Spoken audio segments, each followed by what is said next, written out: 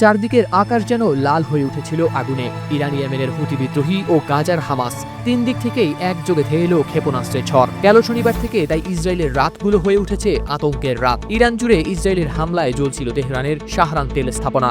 এর পরপরই বিস্ফোরণের শব্দে কেঁপে উঠেছিল শহরের বাতাস। পাল্টা হামলায় ইরানও দিয়েছে জবাব, ধ্বংসস্তূপে পরিণত করেছে ইসরায়েলের তেল আবিব সহ বিভিন্ন শহর। এরই মাঝে ইসরায়েলের মরার উপর খাড়ার ঘা হয়ে উত্তরে গাজা থেকেও রকেট ছুড়েছিল হামাস। আর ঠিক তখনই নতুন মাত্রা যোগ করে ইয়েমেনের হুতি বিদ্রোহীরা। রাতের অন্ধকারে ইসরায়েলের দিকে ছুড়ে দেয় একের পর এক ক্ষেপণাস্ত্র। এক প্রতিবেদনে এই তথ্য জানিয়েছে কাতার ভিত্তিক সংবাদ মাধ্যম আল জাজিরা। ইসরায়েলি সামরিক বাহিনী IDF নিশ্চিত করেছে, ইসরায়েলের মধ্যাঞ্চলে ইয়েমেনে ছোড়া হয়েছে কিছু ক্ষেপণাস্ত্র।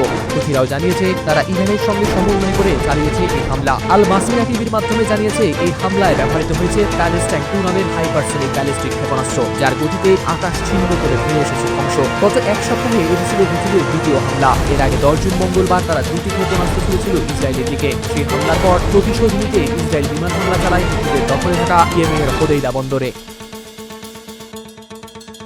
ইসরায়েল বিরোধী অবস্থানকে আরও জোরালো করে হুথির শীর্ষ নেতা আব্দুল মালিক আল হুথি স্পষ্ট করেছেন, ইসরায়েলের আগ্রাসন রুখে দেওয়া শুধু কোনো এক দেশের কাজ নয়, বরং এটি পুরো অঞ্চলের স্বার্থে জরুরি। তার দাবি, শত্রুর দমনপীড়ন ও অন্যায়ের জবাব দিতে হবে একসাথে, যাতে এই অঞ্চলের দেশগুলো শান্তি পায়। এদিকে গত 1.5 বছর ধরে গাজার ফিলিস্তিনিদের প্রতি সংহতি জানিয়ে নিয়মিতভাবে ইসরায়েলি ক্ষেপণাস্ত্র হামলা চালিয়ে আসছে হুথিরা।